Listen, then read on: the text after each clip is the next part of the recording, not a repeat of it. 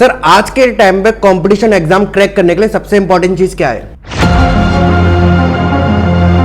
अब डिपेंड करता है ना कि बच्चे का उस फील्ड में उस तरीके का टैलेंट ना हो। आपने अपने स्टूडेंट को एवरेज से टॉपर कैसे बनाया है? टीचर और स्टूडेंट के बीच का कहीं ना कहीं बॉन्डिंग है। हेलो सर, कैसे हो आप? बहुत बढ़िया, आप कैसे हैं? मैं बहुत अच्छा हूँ। आपको फाइनली टाइम मिल गया हमारे साथ पॉडकास्ट करने के लिए। हाँ, अभी काफ़ी बिजी स्केड्यूल चल रहा था, बच्चों के पेपर की तैयारी करा रहे थे। अभी फाइनली बच्चों के 2 पेपर हो गए हैं, फिजिकल एजुकेशन का हो चुका है और फिजिक्स का पेपर भी हो गया है। तो कैसा गया आपके हिसाब से, कैसा गया पेपर? देखो, मेरे हिसाब से जो पेपर का लेवल था, मैं उसे नॉट सच इजी बोलूँ, ना टफ भी नहीं था, मॉडरेट था। लास्ट ईयर से तो थोड़ा सा कंपैरेटिवली बोलूँगा इजी था। सेट थर्ड अच्छा आया था। जो बच्चे पढ़ने वाले हैं ऑब्वियसली उनका पेपर अच्छा ही गया होगा, अच्छा करके आए होंगे। अब नर्वसनेस की वजह से बच्चे पेपर अपना खराब कर आए हों तो वो एक माइंडसेट वाली बात है। अदरवाइज कंटेंट के हिसाब से लास्ट ईयर से पेपर थोड़ा सा ईजी भी था। लास्ट ईयर टफ था, जेन्युइनली बात है, लास्ट ईयर टफ था, पर कुछ बच्चों का अच्छा गया होगा। जो बच्चे एंजाइटी को, नर्वसनेस को कंट्रोल कर गए होंगे उनका पेपर अच्छा गया। तो आपकी कोचिंग क्लासेस के बच्चों का कैसा गया है? काफ़ी बच्चों से मेरी बात हुई है, काफ़ी बच्चों का अच्छा गया है। 70 का होता है पेपर ओवरऑल, तो काफ़ी बच्चों का 60 प्लस गया है। अब जिन बच्चों ने लास्ट टाइम पर ही पढ़ाई करी होगी, आई डोंट थिंक उनका पेपर इतना खास गया होगा, ठीक ठाक ही गया होगा, लेकिन कुछ बच्चों का अच्छा हुआ है, मेरी बात हुई है उनसे। तो ऑलमोस्ट सब बच्चे पास हो जाएंगे ना? I hope so. सर आज के टाइम पे कंपटीशन एग्जाम क्रैक करने के लिए सबसे इंपॉर्टेंट चीज क्या है? अब बच्चा मेहनत करा जा रहा है, उसके गार्जियंस की भी शिकायतें आ रही हैं कि सर ये मेहनत बहुत कर रहा है लेकिन सिलेक्शन नहीं हो रहा, इसका रिजल्ट नहीं मिल रहे। अब डिपेंड करता है ना कि बच्चे का उस फील्ड में उस तरीके का टैलेंट ना हो। साइंस वाला जो फिजिक्स, केमिस्ट्री, मैथ्स जो है वो सिर्फ तरीके से ग्रैप नहीं कर पा रहा हो सकता है वो कॉमर्शियल, उसका जो टैलेंट हो कॉमर्शियल सब्जेक्ट के लेकर ज़्यादा हो। तो डिपेंड करता है कि बच्चे का विजन क्या था और वो कहीं गलत लाइन में तो नहीं आ गया। तो काउंसलिंग की बहुत जरूरत है पहले तो। अब चलो उसका फील्ड ठीक है, उसने चलो एनालिसिस कर लिए, मेरा फील्ड ठीक है कि मैं सही फील्ड में आया हूँ, साइंस के लिए ही बना हुआ हूँ। अब कंसिस्टेंसी की बहुत जरूरत है, डिस्ट्रैक्शन नहीं होना चाहिए। अब डिस्ट्रैक्शन हो रहा है, कंसिस्टेंसी नहीं, 1 दिन पढ़ लिए, 2 दिन पढ़ लिए, 3 दिन पढ़ लिए, चौथे दिन बैठ गए, घूमने चले गए, डिस्ट्रैक्शन हो गया, तो ये भी एक दिक्कत वाली बात है। हार्ड वर्क की बहुत जरूरत है। अब टैलेंट है, अब वहाँ पे हार्ड वर्क अगर मिल जाएगी तो सोने पे सुहागा वाला काम हो जाए। आपने अपने स्टूडेंट को एवरेज से टॉपर कैसे बनाया है? एवरेज से टॉपर बनने के लिए दोनों तरफ से ताली बजनी चाहिए। अगर टीचर बच्चे को सही गाइडेंस दे रहा है, अच्छा कंटेंट डिलीवर कर रहा है और बच्चा भी उसको उसी तरीके से समझ रहा है, एब्जॉर्ब कर रहा है टीचर की बात को और घर पे उस चीज का वर्कआउट कर रहा है और उसके अंदर एक मतलब कह सकते हैं इंटरेस्ट डेवलप कर दिया। टीचर का काम क्या होता है ना, बच्चे के दिमाग में इंटरेस्ट डेवलप कर देना। बच्चा क्रेजी होना चाहिए आपके सब्जेक्ट को पढ़ने के लिए, आपकी क्लास में आने के लिए क्रेजी होना चाहिए और फिर उसका अपना पढ़ने का मन करेगा। तो एवरेज बच्चे के केस में ये चीज बहुत जरूरी है कि वो आपके सब्जेक्ट को लेकर कितना क्रेजी हो रहा है, आपकी क्लास में आने के लिए कितना क्रेजी हो रहा है। अगर वो क्रेजी हो जाएगा और आपके सब्जेक्ट को लेकर इंटरेस्ट दिखाएगा तो घर पे अपने आप पढ़ेगा, वो अपने आप एवरेज से टॉपर में कन्वर्ट होगा। मेरा पढ़ाई में मन नहीं लगता। पर आपका पढ़ाई में मन नहीं लगता तो मैंने पहले क्वेश्चन में बोला था ना कि इस बात के लिए आपको काउंसलिंग करानी चाहिए कि कहीं गलत फील्ड में तो नहीं आ गए हो। पर अगर किसी और जैसे सोशल मीडिया में लगता है उसमें अगर हम तो वो आपका फील्ड है ना, तो ये मैंने बोला था कि अपना टैलेंट जो है वो जस्टिफाई आप किस फील्ड में कर रहे हो, इसके लिए काउंसलिंग, खुद की एनालिसिस, सेल्फ एनालिसिस बहुत जरूरी होती है। नहीं, बहुत ऐसा होता है ना, जैसे किसी बच्चे का पढ़ाई में मन नहीं लगता पर और किसी चीज में लगता है, वो ग्रो हो सकता है, पर उसके पेरेंट्स उसका सपोर्ट नहीं कर रहे हैं, तो वो क्या कर सकता है? बच्चे को अपने पेरेंट्स को कॉन्फिडेंस में रखने के लिए अपने पेरेंट्स के साथ सिटिंग करनी चाहिए, अपने पेरेंट्स के साथ एक जेन्युइनली तरीके से बात करनी चाहिए कि मम्मी पापा, मैं आप मुझ पर जो एक किताबी ज्ञान का एक प्रेशर डाल रहे हो, मैं इसमें अपने आप को जस्टिफाई नहीं कर पाऊंगा, मेरा इसमें मन नहीं लगता, लेकिन हाँ मैं सक्सेसफुल होकर आपको दिखाऊंगा, मेरा टैलेंट इसमें, आप मुझे थोड़ा सा इसमें चांस दो, मुझ पर कॉन्फिडेंस दिखाइए, तो मैं इसमें, तो मेरे ख्याल से पेरेंट्स कहीं ना कहीं समझ जाएंगे। थोड़ा सा कोई स्ट्रगल हो सकता है, करना पड़े, क्योंकि एक सोसाइटी में है ना कि बच्चों के मार्क्स आने चाहिए, पेरेंट्स को लगता है ना मार्क्स आने चाहिए, बच्चों को किताबों में उससे मार्क्स निकलने चाहिए। वो उस चीज़ को नहीं देखते कि बच्चे का इंटरेस्ट पढ़ाई को छोड़कर किसी दूसरे फील्ड में भी है, तो वो उस पर बिलीव नहीं कर पाते। तो कहीं ना कहीं पेरेंट्स को कॉन्फिडेंस में लेने के लिए बच्चों को थोड़ा सा तो स्ट्रगल करना ही पड़ेगा। अच्छा सर, वीक स्टूडेंट को मोटिवेट कैसे करते हो आप? वीक स्टूडेंट को मोटिवेट करने के लिए सबसे पहले तो टीचर और स्टूडेंट के बीच की जो एक कनेक्शन है, टीचर और स्टूडेंट के बीच का कहीं ना कहीं बॉन्डिंग है, वो क्रिएट होनी चाहिए अच्छी तरीके से, कि बच्चा मतलब आपसे हेजिटेट नहीं हो रहा हो, आपसे कहीं ना कहीं इंटरेक्ट हो पाए क्लास के बाद या फ़ोन कॉल पर या मैसेज के वाया। आपसे इंटरेक्ट हो रहा है, बच्चे को कहीं ना किसी चीज़ को लेकर नर्वसनेस आ रही है, कोई बात समझ में नहीं आ रही है, क्लास में उसे थोड़ा अनकंफर्टेबल लगा, उसे लगा कि शायद मैं इस क्वेश्चन का जवाब गलत दूंगा तो बाकी बच्चे मुझ पर हंसे नहीं, कहीं टीचर को कहीं ना कहीं ये ना लगे कितना डम बच्चा है। तो इसके लिए टीचर को बच्चों से बातचीत करते रहनी चाहिए आफ्टर क्लास, और बच्चे को भी टीचर के साथ कहीं ना कहीं कम्युनिकेट करते रहना चाहिए, ये चीज़ ज़रूरी होती है। सर अगर कोई बच्चा बार बार फेल हो रहा है तो उसको आप क्या एडवाइस देना चाहोगे? सबसे पहले तो मैं उसको थोड़ा सा मोटिवेट करूंगा, क्योंकि बार बार फेल होने वाला बच्चा मेरे ख्याल से पूरी तरह टूट चुका होगा, मेरे ख्याल से काफ़ी परेशान होगा। उसको सबसे पहले तो काउंसलिंग की ज़रूरत है, उसको पहले तो स्टडी से थोड़ा दूर रखकर उसको सबसे पहले इस चीज़ का कॉन्फिडेंस देना चाहिए कि भाई तेरा अपना एक इंडिविजुअल एग्जिस्टेंस है, तो उस चीज़ का उसके अंदर एक स्पार्क आना जरूरी है। देन अगर वो थोड़ा कंफर्टेबल हो जाता है, उसे लगता है कि हाँ कि जो मेरी लगातार अगेन एंड अगेन फेलियर जो मेरी हो रही है उससे कहीं ना कहीं वो जो टूट गया है अगर उससे बाहर आ जाता है, देन उसको इस चीज़ का एहसास कराया जाए कि किसी दूसरे फील्ड में भी वो ट्राई कर सकता है। क्योंकि ज़रूरी थोड़ी है कि अगर एक फील्ड में वो अनसक्सेसफुल है तो दूसरे फील्ड में भी वो उतना ही मतलब अनसक्सेसफुल होगा, हो सकता है दूसरे फील्ड में सक्सेस मिल जाए उसको। और ऐसे बहुत एग्जाम्पल हैं जिसमें कोई ना कोई स्टूडेंट जो होता है एकेडमिकली अगर किसी फील्ड पर अनसक्सेसफुल होता है तो दूसरे फील्ड पर काफ़ी सक्सेस मिल जाती है उसे। सर अगर आप टीचर नहीं होते तो क्या होते अभी? मेरे ख्याल से राइटर होता मैं। क्यों? मुझे लिखने का बहुत शौक है, शेरो शायरी का बहुत शौक है, सब कुछ हर कोई जानता है। तो सर एक शायरी सुना दो आप। अब शायरी इस समय सुनोगे, चलो सुना देते हैं, रैंडमली सुना देते हैं। अर्ज किया है, जितनी खुशी के साथ तुम बर्बादी की राह पर चले हो, जितनी खुशी के साथ तुम बर्बादी की राह पर चले हो, बरसों पहले मैं वहाँ से बर्बाद होकर आया हूँ। 4 दिन की चांदनी में मदहोश मत होना मेरे दोस्त, 4 दिन की चांदनी में मदहोश मत होना मेरे दोस्त, ऐसी रोशन रातों में मैं खुद को कई बार जला कर आया हूँ।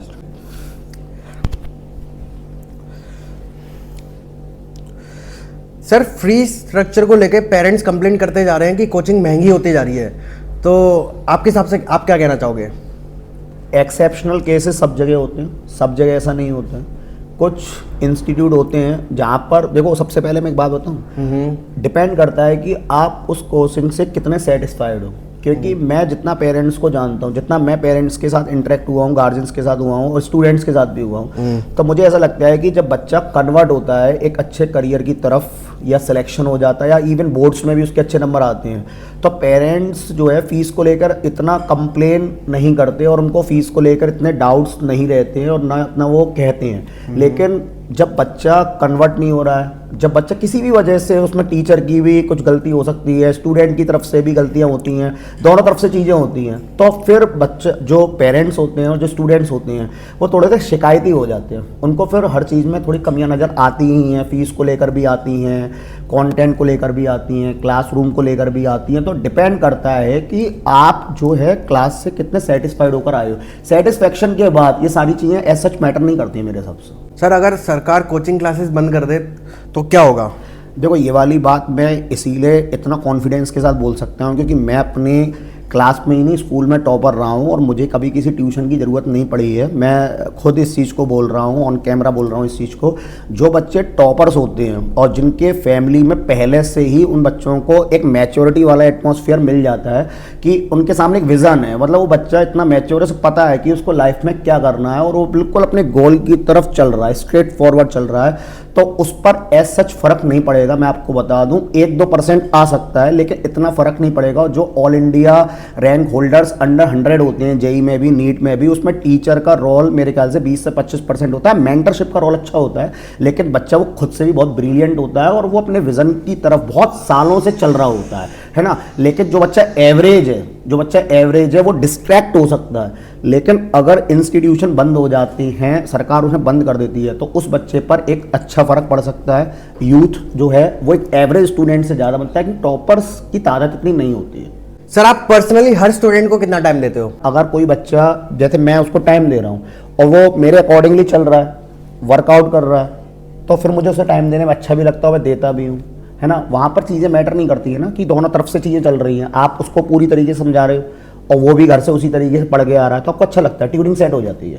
लेकिन अब आप किसी को टाइम दिए चले जा रहे हो, लेकिन वो आपकी बात को घर पे जाके वर्कआउट नहीं कर रहा, प्रैक्टिस नहीं कर रहा उस चीज़ की, तो कन्वर्जन कैसे होगा? फिर ऐसा लगेगा कि एक ही तरफ से ताली बज रही है, टाइम देने का भी कोई फ़ायदा नहीं रह जाएगा ना वहाँ पर। सर आपकी हॉबीज़ क्या क्या है? मेरी हॉबीज़ है 80s और 90s और लेट 2000s के सॉन्ग सुनना, जो आज भी मैं सुनता हूँ जब मुझे रिफ्रेशमेंट चाहिए होती है, माइंड मेरा टायर्ड होता है, रिलैक्सेशन चाहिए होता है, किशोर कुमार, मोहम्मद रफ़ी के सॉन्ग सुनता हूँ मैं। फेवरेट सॉन्ग मेरा सोनू निगम का है, कौन सा? ओम शांति ओम का, तुमको पाया है तो जैसे मैं खोया हूँ। ओके। और सर आपका आइडल कौन है? देखो, लीडरशिप की अगर बात हो रही है, जैसे अभी हम क्लास रन कर रहे हैं, पढ़ा रहे हैं, तो लीडरशिप की भी ज़रूरत होती है, सीखना पड़ता है कि इस तरीके से चीज़ों को मैनेज करना है। महेंद्र सिंह धोनी क्रिकेट में, उसको मैंने काफ़ी फॉलो किया, मुझे अच्छा लगता है। और एटीट्यूड वाइज सलमान खान, वो सबको पता है। पर सर लुक वाइज तो आप SRK का? हाँ, SRK की मैं रॉयल्टी पसंद आती है, तो मैं SRK भी मुझे बहुत पसंद है, रॉयल्टी के हिसाब से SRK पसंद है। पर एटीट्यूड की अगर बात आ रही है तो सलमान खान के आसपास भी कोई नहीं है, ये आपको ही पता होगा। सर ऐसा कोई फनी मोमेंट जो आपकी कोचिंग क्लासेस में हुआ हो, आप शेयर करना चाहते हो? वैसे तो बहुत सारे मोमेंट्स होते रहते हैं, क्योंकि क्लासेस को पढ़ाते हुए इतना टाइम हो चुका है। एक पर्टिकुलर मोमेंट बताना मतलब आसान नहीं है, लेकिन हाँ मैं बता सकता हूँ। देखो, वैसे तो इतने टाइम से 18-19 साल हो गए पढ़ाते पढ़ाते, ऐसे बहुत सारे मोमेंट्स हुए हैं जो फनीएस्ट हैं, लेकिन हाँ एक मोमेंट है जो काफ़ी ज़्यादा फ़नी था और थोड़ा अनएक्सपेक्टेड भी था। अब जैसे हम जैसे अब चल के आ रहे हैं क्लास में, हमारी वॉक है, या हम एक एग्रेशन को मेंटेन करके पढ़ा रहे हैं, तो इसको मिमिक्री के रूप में मतलब ये एक्सपेक्टेशन होती है कि जो बॉयज़ हैं वो तो मतलब एज इट एज कर सकते हैं, कि मतलब जो लड़के हैं वो तो कर सकते हैं कि लड़कों की तरह चलना, सर की तरह चलना और सर की तरह बोलना और एग्रेशन दिखाना। लेकिन हाँ, एक बार एक लड़की ने बिल्कुल एज इट एज करके दिखाया, तो वो एकदम स्टाइल में एकदम चलती हुई आई थी, जिस तरीके से मतलब मेरी वॉक है चलती हुई आई थी, और उसी तरीके से एग्रेशन के साथ उसने पूरी क्लास के सामने मेरी मिमिक्री करी थी, बिल्कुल एज इट एज जैसे मैं बोलता हूँ। बिल्कुल एकदम शांति का माहौल हो गया था, बिल्कुल ऐसा लग रहा था एग्जैक्टली कि रवि सर ही बोल रहे हैं इस चीज़ को। तो वो चीज़ मेरे लिए बहुत ज़्यादा एक फनीएस्ट मोमेंट में थी। सर मैंने सुना है कि आप अपने कोचिंग क्लासेस के बच्चों के लिए बहुत सारे टूर्स भी ऑर्गेनाइज करवाते हो। देखो, मैं टूर को दिवाली के बाद इसलिए ऑर्गेनाइज करता हूँ, टूर को ही मैं मतलब ऑर्गेनाइज क्यों करता हूँ, इसका भी एक रीज़न है। देखो, एक्चुअली ऐसा है, बच्चा जब हमसे जुड़ रहा है तो बच्चे को रिफ्रेशमेंट के लिए टाइम टू टाइम इवेंट्स चाहिए होते हैं। अब उसमें कल्चरल एक्टिविटीज़ भी होती हैं, ठीक है, और जैसे फेयरवेल पार्टीज़ वगैरह हो गई, ठीक है, चिल्ड्रंस डे वगैरह पर बच्चे क्रिकेट मैच वगैरह के लिए भी हमसे बोलते हैं। तो टूर वगैरह देखो हम इसीलिए करा देते हैं, अल्टीमेटली बच्चे को आफ्टर 12th कॉलेज लाइफ शुरू होती है, तो बच्चे का कहीं ना कहीं जब बाहर निकलता है तो उसको चीज़ें पता चलती है, बहुत सारी चीज़ों का एक एक्सपीरियंस होता है। तो इसीलिए हम टूर कराते हैं बच्चों को, जिससे बच्चा साथ में जाए, चीज़ें सीखे, उसे पता चले बाहर की दुनिया क्या है, बाहर क्या चल रहा है। एक एजुकेशनल टूर इसीलिए हम कराते हैं, हर साल कराते हैं। आफ्टर दिवाली इसीलिए कराते हैं क्योंकि वो 3-4 दिन छुट्टी के ही होते हैं, तो बच्चे का पढ़ाई का भी लॉस ना हो और उसमें बच्चा थोड़ा सा उसके लिए फन हो जाए, थोड़ा सीख ले बच्चों। सर आपके हिसाब से फिरोजाबाद की बेस्ट कोचिंग क्लासेस कौन सी है? देखो, अपने बारे में सब तारीफ ही करते हैं। अच्छा, ये किस स्ट्रीम में पूछ रहे हो आप? साइंस स्ट्रीम में पूछ रहे हो, कॉमर्स में पूछ रहे हो, कई गवर्नमेंट? साइंस स्ट्रीम में देखो, मैं अब तक मैंने देखो धीरज सर को बहुत फॉलो किया। धीरज विज्ञान केंद्र के नाम से उनका इंस्टीट्यूट वो चलाते थे। लास्ट ईयर अनफॉर्चुनेटली उनकी डेथ हो गई, तो मैं उनका स्टूडेंट हूँ, मैं उनको बहुत फॉलो किया और शायद उनको देख देख कर ही हमने पढ़ाना सीखा है। तो कहीं ना कहीं कंटेंट भी मैंने काफ़ी मैच करने की कोशिश करी। उसके बाद कि मैं साइंस स्ट्रीम में। वैसे ऑल ओवर में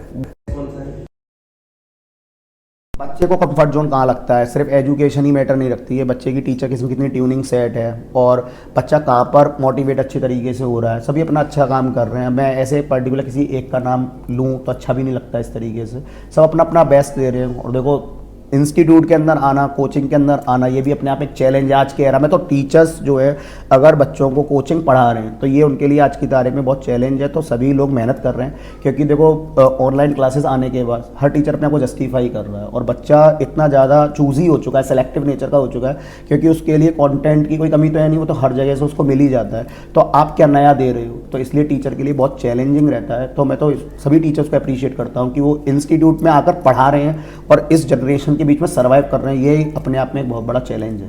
सर सबसे बड़ा क्या डिफरेंस आ जाता है ऑनलाइन क्लासेस और ऑफलाइन में? डिसिप्लिन का आ सकता है, और जैसा कि मैंने एक पर्टिकुलर क्वेश्चन में बोला भी था कि जो टॉपर्स होते हैं और जिनका माइंडसेट पहले से सेट है, उनके पास एक विज़न है और अपने गोल के पीछे वो जुनूनियत से जा रहे हैं, उनके लिए ऑनलाइन क्लास बहुत अच्छी हो सकती है, क्योंकि कंटेंट उन्हें मिल ही रहा है और उनका टाइम नहीं खराब हो रहा है आने जाने का। लेकिन जो एवरेज बच्चा होता है ना, वो ऑनलाइन क्लास से डिस्ट्रैक्ट हो सकता है, वो 5 5-6 घंटे का जो पूरा क्लासरूम है लैपटॉप और मोबाइल के सामने देखेगा, तो अब उसको थोड़ा सा रिफ्रेशमेंट चाहिए। वो रिफ्रेशमेंट 5-10 मिनट का कब 2-3 घंटे में कन्वर्ट हो जाता है, डिस्ट्रैक्शन इस लेवल का पहुंच जाता है, आपको पता है। तो क्रिएटर सोशल मीडिया पे सारी चीज़ें अवेलेबल होती हैं, तो बच्चे के लिए वो कितना टाइम वेस्टिंग हो जाता है, वहाँ पर थोड़ा हार्मफुल होता है। तो वो डिपेंड करता है कि आपके लिए वो जो चीज़ आप देखना चाह रहे हो उससे आप डिस्ट्रैक्ट कितनी जल्दी हो जाते हो, या आप उसे कंसिस्टेंटली देख रहे हो क्लासेस को। तो टॉपर्स के केस में ऐसा नहीं होता है, पर एवरेज बच्चा जो है डिस्ट्रैक्ट भी होता है। सर अगर वो पढ़ाई एक रिलेशनशिप होती तो उसका सबसे बड़ा रेड फ्लैग क्या होता? पढ़ाई रिलेशनशिप होती, हाँ, उसका बच्चों के लिए उसका रेड फ्लैग क्या होता? हाँ। मतलब सब्जेक्ट वाइज पूछ रहे हो? हाँ, सब्जेक्ट वाइज तो मैं तो अपनी सब्जेक्ट के बारे में बात करूंगा। क्यों? फिजिक्स, बच्चे सबसे ज़्यादा डरते हैं फिजिक्स से। और अभी तो आपने बोर्ड का पेपर अभी आपने पूछा भी था क्वेश्चन में, अगर आप देख लेना कभी भी पेपर छूटता है तो सबसे ज़्यादा चर्चे फिजिक्स के ही होते हैं। जैसे इंडिया पाकिस्तान के मैच के होते हैं तो सबसे ज़्यादा चर्चे ये तो बच्चा जानता है, तो रेड फ्लैग तो फिजिक्स को ही जाएगा। ऐसा क्यों? मतलब फिजिक्स में ऐसा क्या है? नेचुरल सब्जेक्ट है, नेचुरल फिनोमेनन है। आपको नेचर के अंदर जो एक्टिविटीज़ हैं उसको डील करने के लिए फिजिक्स के अंदर डेप्थ तक जाना पड़ता है। आप ऊपर से छुपा के 1 शॉट क्लासेस लेके लास्ट में पढ़कर फिजिक्स को जस्टिफाई नहीं कर सकते। उसके लिए आपको प्रॉपर तरीके से वर्कआउट करना होगा। सर एक लाइन में बताइए, टॉपर और एवरेज स्टूडेंट में डिफरेंस क्या होता है? एवरेज बच्चा कहीं ना कहीं मेरा मानना ये है कि लॉन्ग लास्टिंग ज़्यादा होता है, क्योंकि वो पढ़ाई के अलावा और एक्स्ट्रा एक्टिविटीज़ भी सीखता है और आउटडोर एक्टिविटीज़ में भी वो कहीं ना कहीं काबिल हो जाता है। लेकिन जो टॉपर होता है उसको, शायद मैं यहाँ गलत भी हो सकता हूँ, एक्सेप्शनल केसेस होते हैं सब जगह, कुछ लोग सरगुण संपन्न होते हैं, ऑलराउंडर होते हैं, पर मोस्टली केसेस में मैंने ऐसा देखा है कि टॉपर को फुर्सत ही नहीं मिलती किताबों से बाहर आने की, वो आउटडोर एक्टिविटीज़ में इतना माहिर नहीं हो पाता है। पर एवरेज बच्चा जो होता है लाइफ में ज़्यादा सक्सेसफुल हो जाता है, क्योंकि उसको बहुत सारी चीज़ों का एक्सपीरियंस हो जाता है। किताबी ज्ञान के अलावा वो एक्सप्लोर कर लेता है बहुत सारे फील्ड्स में खुद को।